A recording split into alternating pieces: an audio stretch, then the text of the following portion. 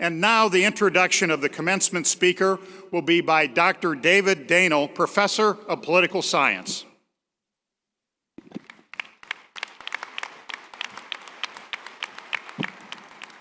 Good afternoon.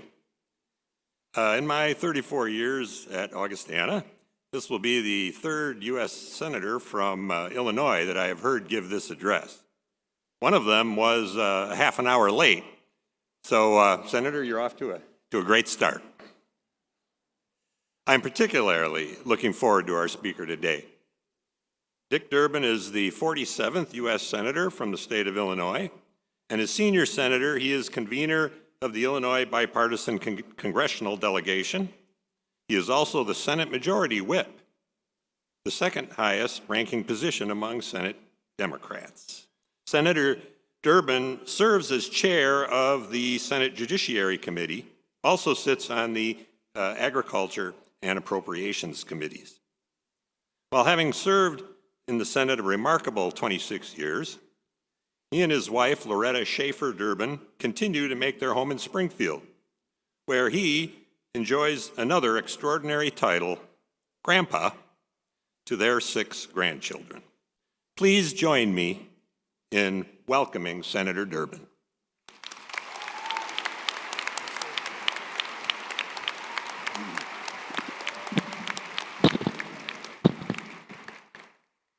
It's an honor to be here. Thank you, President Bowles, for your many years of inspired leadership. You and Jane have put your heart and soul into Augustana. It shows. Everyone is grateful. Laura Keenan, great job. You were amazing as a Lincoln Scholar. Thank you for your remarks. And to Professor Danel, thank you for your kind words and brief introduction.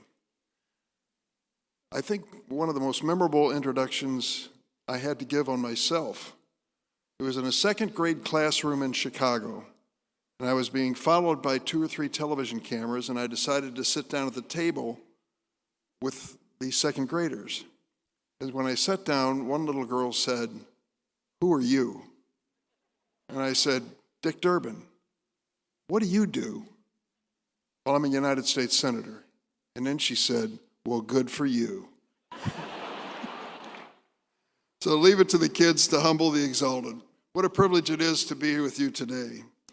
My thanks to the Augustana faculty, staff, friends and family members, this year's graduates, and especially moms and dads. Most of all, I want to congratulate this incredible class of 2022. We should have one big round of applause for the graduates, don't you think?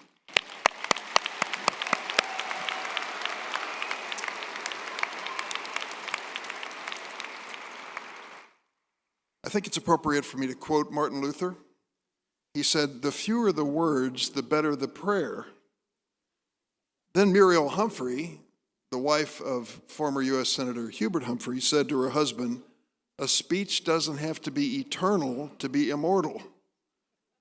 He ignored her.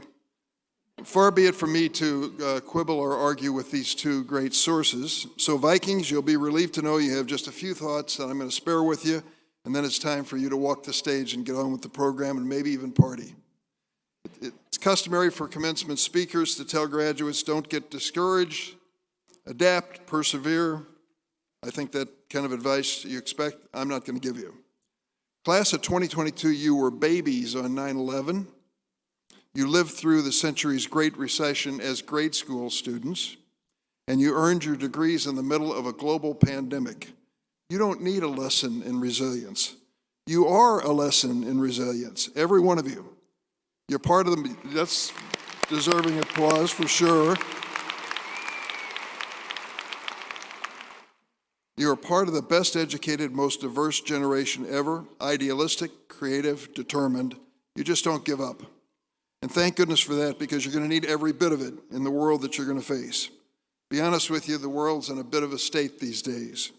The planet is overheated, the economy isn't working very well for a lot of people, and democracy's even under fire in this country.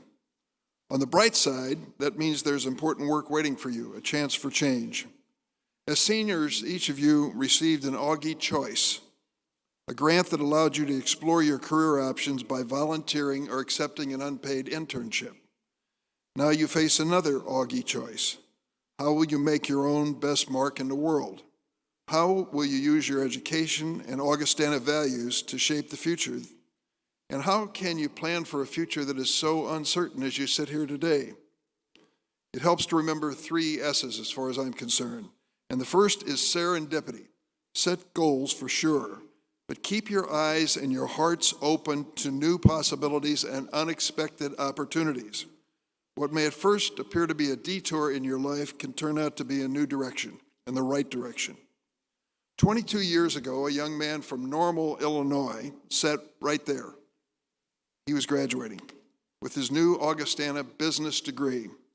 He immediately went to work in graduate school to earn an MBA, and he hated it. So he went back to school to earn a teaching degree. He taught elementary school in Florida and then moved to Gambia, a nation in West Africa, where he taught children and adults. He became friends with a fruit and vegetable seller, and then he mentored that man in math and bookkeeping for his little business. Then this Augie graduate came home. He earned a master's degree in public administration and took a job in Washington at the Treasury Department. He wasn't too crazy about that job either. One day, his old fruit peddler friend called him and said, "I got some news. You remember one of those students that you like so much? Turns out he's in the Gambian embassy in Washington. Why don't you give him a call?" So this former teacher and Augustana graduate called on the embassy official just to say hello. The diplomat happened to mention there was a new organization founded by the late Secretary of State, Madeleine Albright, that was working to support human rights and democracy in Gambia and other developing nations. The Augustana graduate was intrigued, so he called the group and asked if they were hiring, and yes, they were. They sent him to Gambia. He spent the next several years working to build that country up.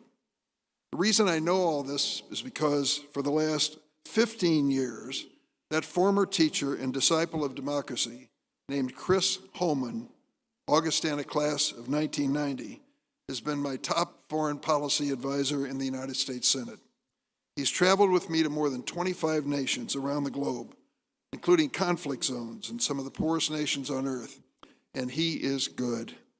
His relentless work has helped to free political prisoners in Uzbekistan, Saudi Arabia, and many other nations around the world. And then we took a lesson from a man who was my mentor, Paul Simon, who was maybe the best senator this state has ever known, who believed that the 21st century would be fought over water. Paul Simon started pushing water as an issue. I got the message, I got the gospel. I started working on that with Chris Holman, that Augie grad. We passed a bill in the Senate that has brought clean drinking water to more than 60 million people in the world and basic sanitation to 40 million more in desperately poor countries, saving lives. That man, Paul Simon, of course, I might mention, was the son of a Lutheran missionary who did work in China. So that's the first S, serendipity. Things are going to come your way you never saw coming your way. I can recall in my senior year at Georgetown University last semester, I stumbled into an internship in the office of a United States Senator. No plans, I was just bored silly with my classes, and I had a little extra time. I accepted the internship. Little did I know that 30 years after that internship, I'd be sworn into that same Senate seat. But if you think I had a grand strategy, there was one part of the story you should know, and that is I lost 3 elections on the way to that particular day. But the opportunity was there because of an unpaid internship. The second S is service. Nellie Chaboy grew up in a poor rural village in Kenya. A full scholarship to study computer science at Augustana changed her life. Now she's determined to make life better for other people. After Nellie graduated in 2016, she did what many brilliant 20-something software engineers do. She co-founded a tech startup. On her way to wealth? No. Only her goal was to develop a new app and not make a fortune, but change lives. She co-founded a nonprofit organization based in Chicago called TechLit Africa. This Augie grad redistributes recycled laptops and other technology to create computer labs in rural schools in Kenya. The goal is to teach kids the skills necessary to lift their lives and the lives of their families. TechLit Africa has helped 4,000 students in 10 different schools. Her goal, 40,000 students in 100 schools. Has anybody noticed?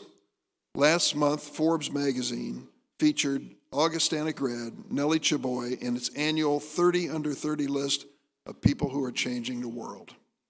Now let me tell you another story about a grad from Augustana who was a close personal friend of mine. Lane Evans was a former congressman from this area. We were elected to the House of Representatives in the same year. Neither of us were supposed to win, but we did. Lane grew up 2 blocks from the Augustana campus in what was then 37th Street. It's now been renamed Lane Evans Drive. Lane's whole life was about service. 17 years old, Lane volunteered for the Marine Corps during the Vietnam War. Afterwards, he used his GI Bill benefits to come earn his degree from Augustana. He had a genius for finding common ground with people who held different views, a skill we sure need today. He was the driving force behind a federal law that recognized the existence of Agent Orange syndrome, a devastating disorder that many Vietnam veterans developed after being exposed during their service to the toxic herbicide Agent Orange.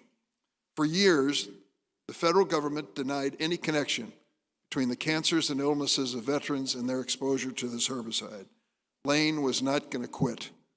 His persistence spurred research and led to a program which finally gave those veterans the compensation they deserved.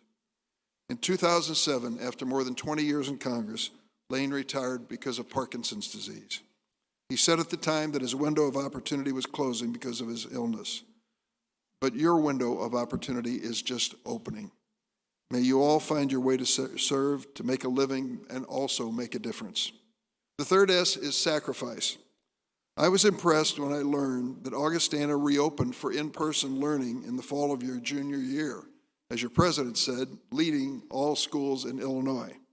While most other colleges continued teaching remotely for another year, you came back to the campus and did it safely. I asked someone in the Augustana administration, how did they pull that off? He said, we used good old-fashioned Lutheran guilt. We told the students, if we have to stay closed, 20% of the faculty is not going to get paid. So you came back.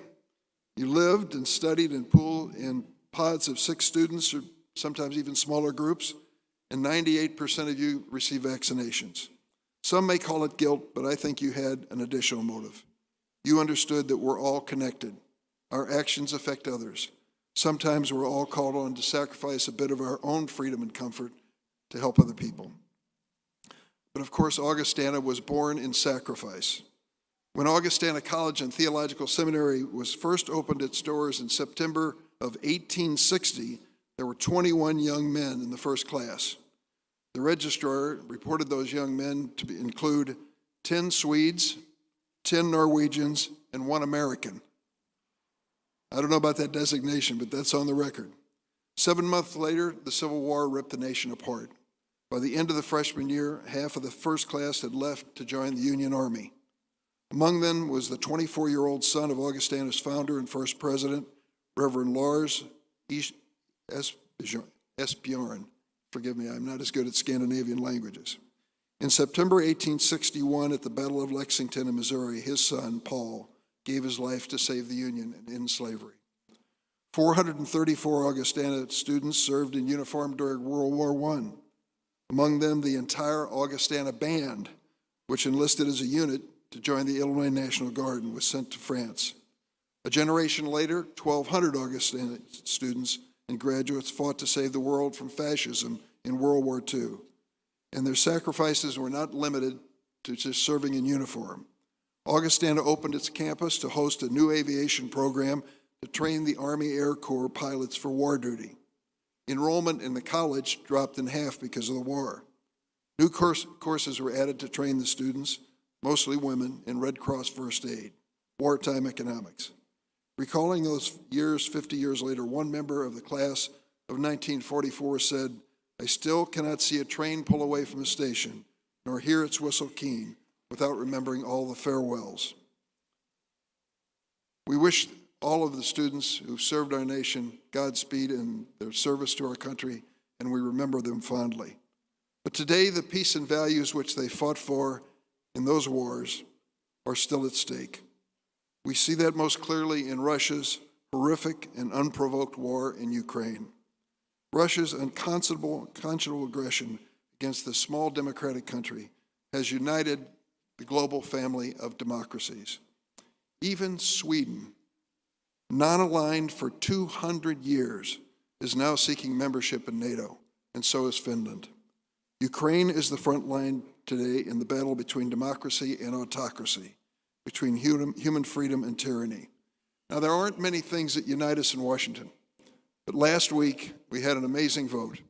The proposed assistance to Ukraine passed overwhelmingly in the House and the Senate, with both political parties joining in, because we know what's at stake there. It's not just the sovereignty and future of Ukraine.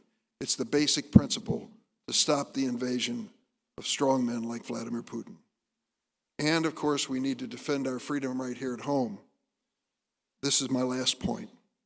Ronald Reagan said something I want to quote. You wouldn't expect that from a Democrat, would you?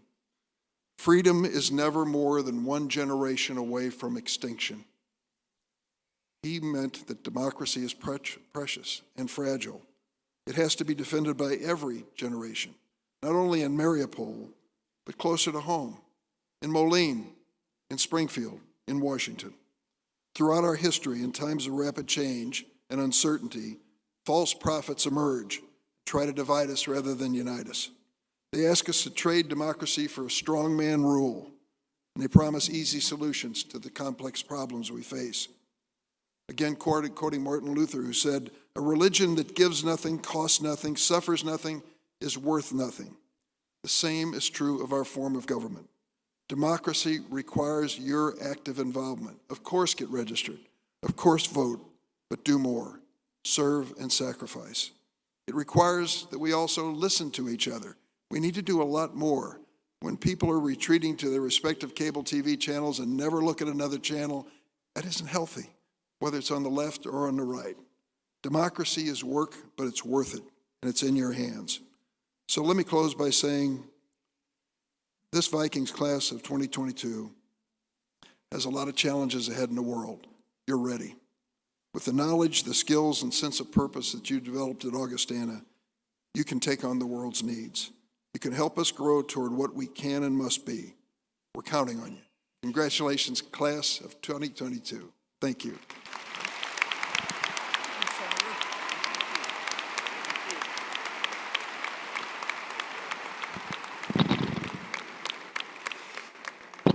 Well, thank you so much, Senator. Thank you for helping us remember the importance of the S's: serendipity, service, and sacrifice. And Senator, I agree, these students are a lesson in resilience. And now I'll call Dave Danel back to the stage.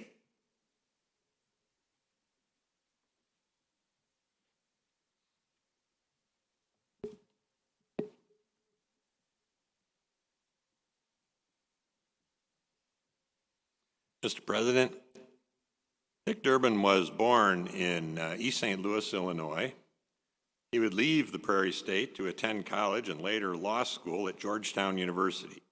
After being admitted to the bar in Illinois, he practiced law in Springfield. In 1982, Durbin was elected to Congress, and after 7 terms in the House, he won election in 1996 to the seat held by his longtime friend and mentor, Paul Simon. Having held leadership positions both in the majority and minority of the Senate, Durbin currently serves as Majority Whip and chairs the Senate Judiciary Committee. He is a passionate voice for higher education, and he supports access to it both by working to increase funding for student financial assistance and by promoting cost control on the part of colleges and universities. On January 6th, 2021, after a mob had attacked the Capitol in an attempt to upend the results of a presidential election, Senator Durbin rose on the Senate floor and referenced the greatest leader the state had ever produced. Abraham Lincoln was counseled to suspend work on the Capitol dome because the nation was then at war, but Lincoln refused. As Durbin recounted, Lincoln understood that the dome and the building would be symbols of the country that would long survive the crucible of the Civil War. For his long record of service, for his advocacy on behalf of those pursuing higher education, for his defense of the Constitution and the protections it provides our democratic institutions, I am pleased to nominate Honorable Richard J. Dick Durbin, Senior United States Senator from the state of Illinois, as a candidate for the Doctor of Humane Letters, honoris causa.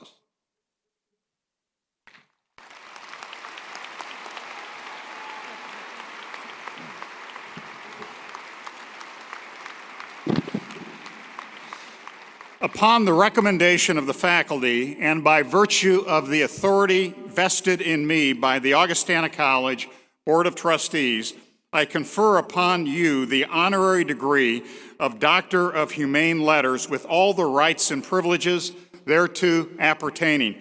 Congratulations, Senator Durbin.